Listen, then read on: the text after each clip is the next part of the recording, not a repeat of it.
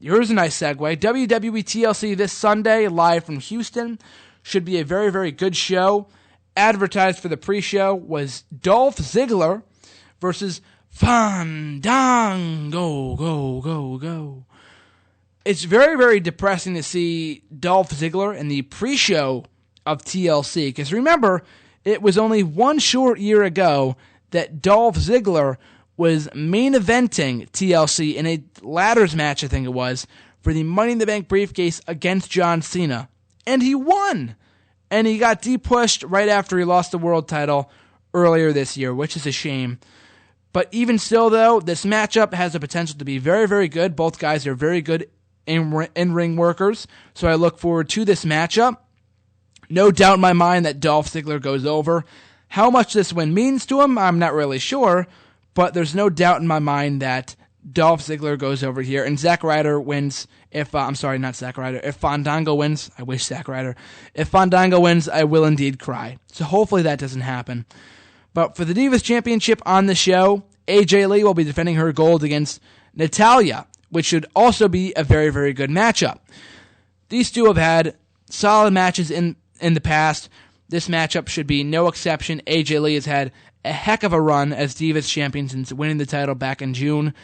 But there is a part of me that wants to see her break the record, record-setting record.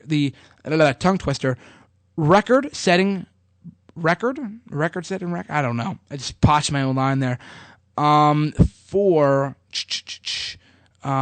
was I even saying? Wow, I can't even remember what I was saying. Oh my God, I was talking about the Divas Championship matchup. Oh, the record-setting reign as Divas Champion. I can't even believe I forgot about that for a second. The record-setting reign as Divas Champion, the longest-reigning Divas Champion of all time, was Maurice. And I believe she held it for maybe 7 months, so I'm hoping that AJ breaks that reign by holding it on for another month or so, I think it is, because she's held the title for, I believe, 5 months now, holds on to it for another month. So I believe in February, if she holds it by then she'll be good. But even still, though, I'm going to have to say that AJ Lee goes over here. Natalya's been getting all the momentum in all of their matches as of late. AJ Lee, not so much. She got tapped up by Natalya back at Survivor Series, the next night on Raw, in every match between then and now.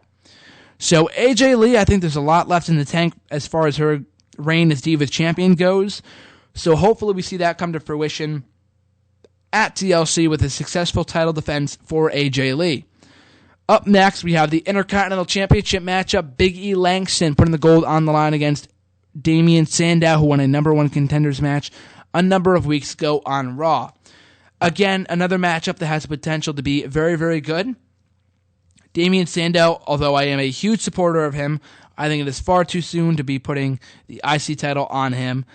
It's not even that. It's more so the fact that Big E Langston won the championship a mere month ago. So dropping it this early would devalue the title's prestige even more.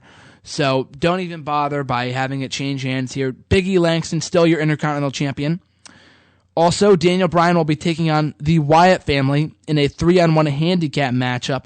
I don't know if all the Wyatt family members will be in the ring at the same time, or they're gonna have to tag in. That wasn't really made clear on this show. Only time will tell as far as that goes. But again, another matchup that should be very, very good. As we know, Daniel Bryan works well with the members of the Wyatt family, specifically Luke Harper and Eric Rowan. We have yet to see him get his hands on Bray Wyatt, so hopefully we see that at the TLC pay-per-view on Sunday with a successful win for the Wyatt family. After they lost at Survivor Series, it only makes sense for them to go over here. So my pick for this matchup would have to be the Wyatt family. Up next, we have CM Punk taking on all members of The Shield in yet another 3-on-1 handicap elimination match. It's not elimination. I don't know why I said that. But again, like I said before, I don't know if all the members of The Shield will be in the ring at the same time, or they'll have to tag in. I'm not really sure. But again, this matchup should be fantastic. Punk's recent matches with Ambrose on SmackDown and Raw, respectively, were fantastic. And I'm expecting more of the same between him and Seth Rollins. As far as Dean Ambrose goes, as far as Roman Reigns goes, him versus Punk at the pay-per-view should be good. You know, granted, it's not a singles match, so it doesn't really matter. But the chemistry that those two share, it's going to be interesting to see how those two styles clash. But even still, Punk's going into this match with a bruised ribs. So he has an out for losing, and the fact that they got the momentum boost last week on SmackDown and on this week's Raw. So that being said, I don't know. I don't know if they're going to have both heel factions go over here, and maybe they will, and if they do, I wouldn't be surprised. But it would be very, very cool to see CM Punk pick up the victory and more tension teased between the members of the Shield.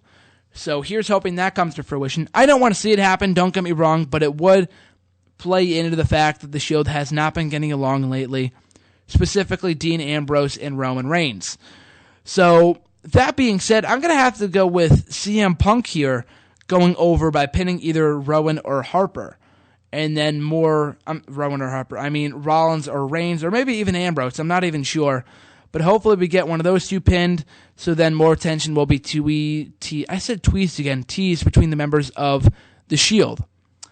And then finally, in the main event of the show, it's going to be for the unified WWE Undisputed Championship. I'm not really sure what to call it, actually. Randy Orton versus John Cena, in what should be a very, very good matchup. TLC match style rules. And this one, again, it's going to be very hard to predict a winner for this matchup, but all in all, I'm going to have to go with, drumroll please, Randy Orton. Because John Cena winning the championship at this point in time, it doesn't make any sense. Randy Orton going into WrestleMania as champion would make sense, so I would not be surprised to see him hold the title up until WrestleMania. What you do with John Cena, I have no idea. And some people are saying, the titles are going to switch. Cena is going to grab the WWE title belt, and Randy Orton is going to do the same exact opposite thing, or he's going to grab the world title belt, and they'll just switch titles. That's just absolutely asinine to me for some reason. I don't see the appeal in that idea, so hopefully that doesn't happen. But I'm going to have to go with Randy Orton here. If John Cena's win, I will be weeping inside that he is only one reign away from topping Ric Flair's monumental, historic 16 World Championship victories.